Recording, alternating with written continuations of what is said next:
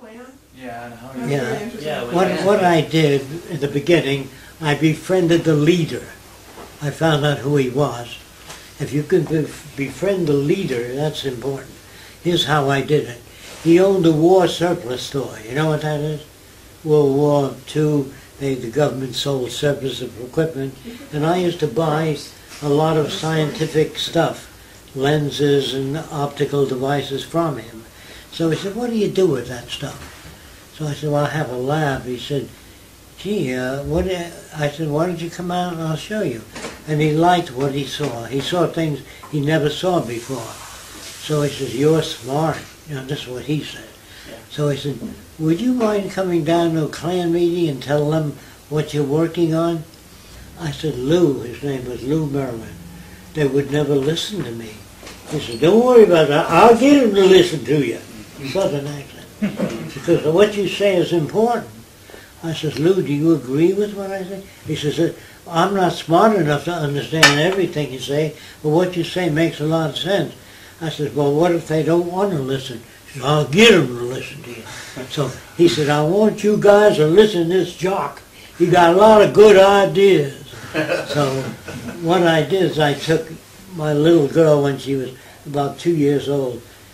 I put a cigarette in her mouth, and I used a gun and a mirror at 40 feet. I split the cigarette near her mouth.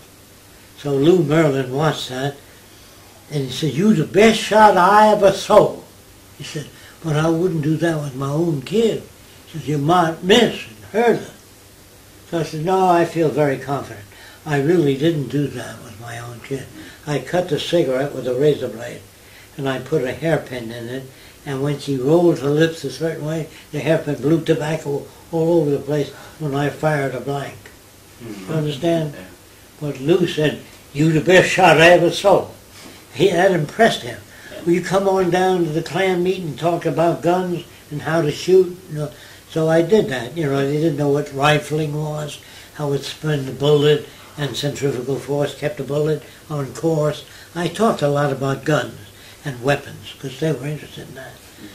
Then after that, there was a time Lou said, I wanted to tell them the way you think. So I showed them a lot of stuff, and it's scratching their heads, you know.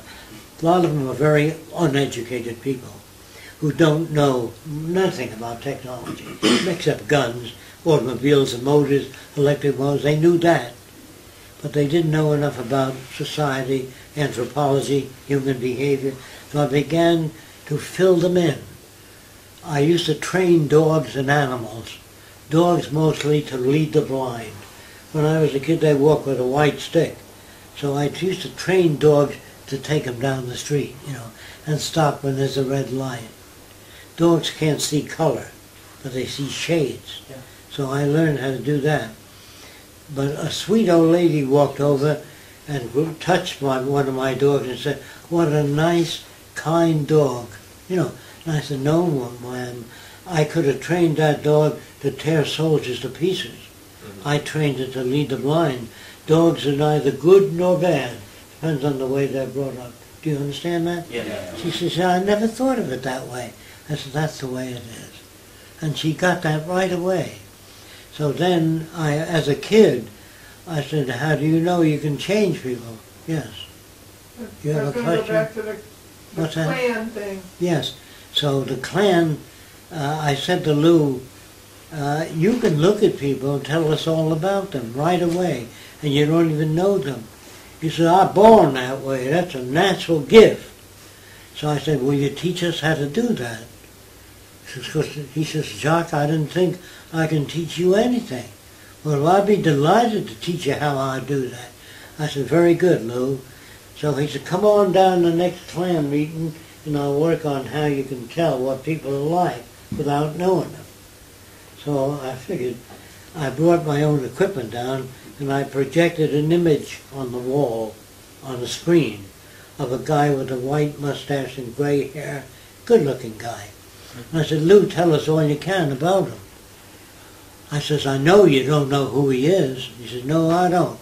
But I'll tell you one thing, he's a war veteran. He's a good American and a good Christian. He was very white. He looked respectable, yeah. And Lou was projecting his own values.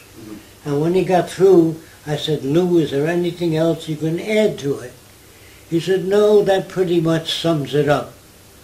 So then I pulled the bottom of the picture out, which I got from the post office. So wanted by the FBI for subversive activity against the United States. Huh.